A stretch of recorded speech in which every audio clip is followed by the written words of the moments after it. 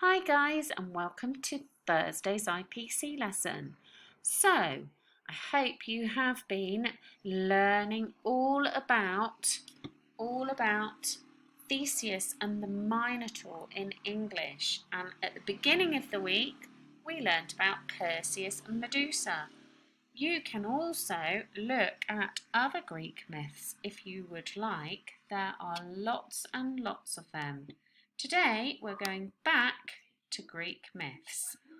The learning goal is I know stories about a range of people who have lived in a variety of cultures in the past. So what is that? Knowledge, skills or understanding? Yes, it is. It is knowledge. Oopsie. Okay.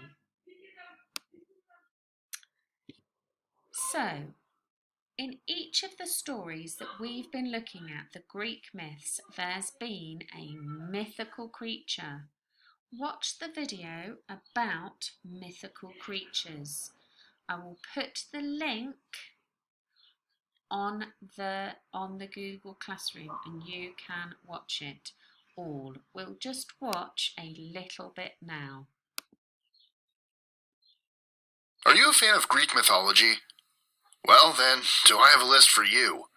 Known for their bizarre characteristics, Greek mythical creatures have been the subject of popular culture for thousands of years. These mythical monsters are some of the strangest, most bizarre, and terrifying creations ever, ranging from glorified animals to humanoid mythical creatures.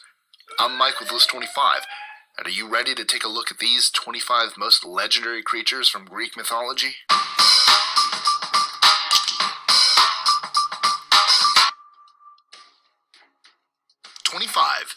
Python. Usually represented as a serpent, he presided over the Delphic Oracle. Unfortunately, the Olympian deity Apollo ended up killing him out of revenge and taking the oracle for himself. 24. Orthrus. A two-headed dog tasked with guarding a huge herd of red cattle, he was killed by Heracles, who then kept all the cattle as proof of his victory. Some accounts also hold that Orthrus was also the father of a number of other monsters, including the Sphinx and the Chimera. 23. Ichthyocentaurs. These were a pair of centaurine sea gods with the upper body of a man, the lower front of a horse, and the tail of a fish. They're often associated with Aphrodite at her birth. They were set in the sky as the astronomical constellation Pisces. 22. Scylla.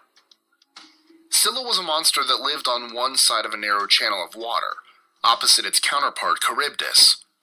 The two sides of the strait were within an arrow's range of each other, so close that sailors attempting to avoid Charybdis would pass too close to Scylla with disastrous results. 21. Typhon.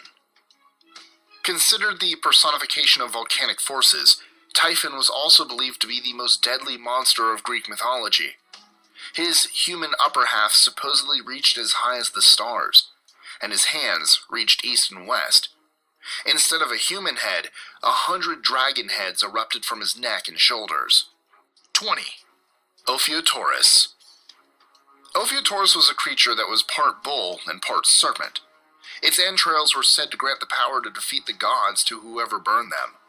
Because of this, a supporter of the Titans killed the beast, but Zeus sent an eagle to get the entrails before they were sacrificed and Olympus was ruined. 19. Lamia. Lamia was said to be a beautiful...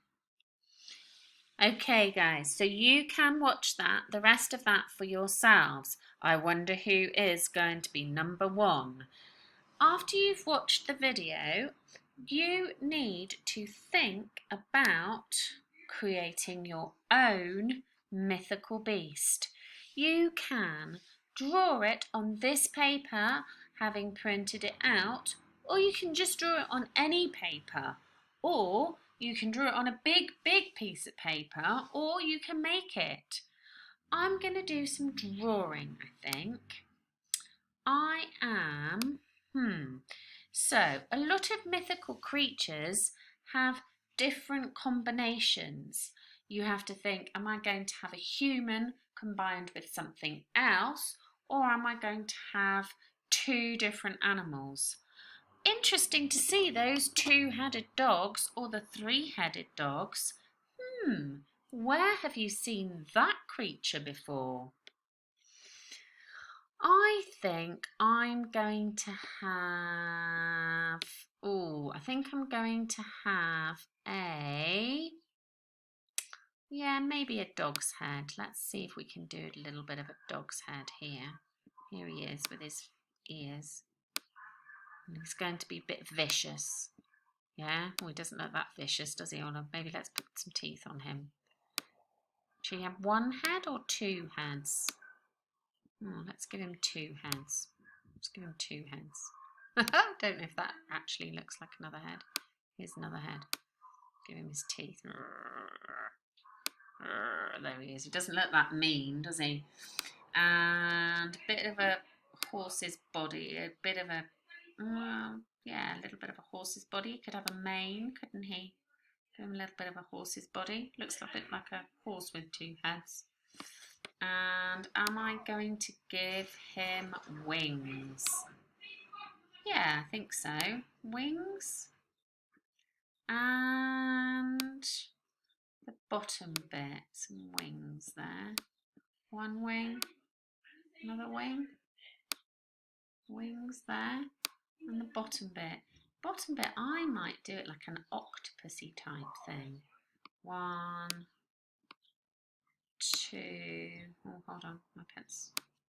2, how many legs would an ox have? 3, 4, let's see if they fit in. 5, 6, 7, and 8.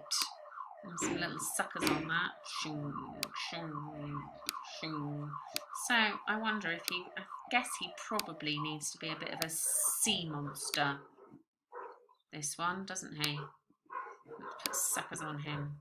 So, and I wonder what I'm going to call him. I'm going to call him the Dogopus.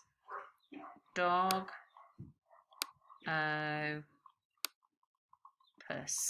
Dogopus. Yeah? And he's the scary Dogopus. He doesn't actually look that scary, but he's got 2 scary heads with teeth in them and 8 sucker-like legs.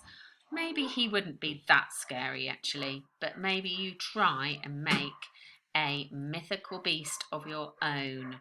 He doesn't have to be scary, but scary is good in Greek mythology. Okay, guys, I'm looking forward to seeing your mythical beasts. Bye for now.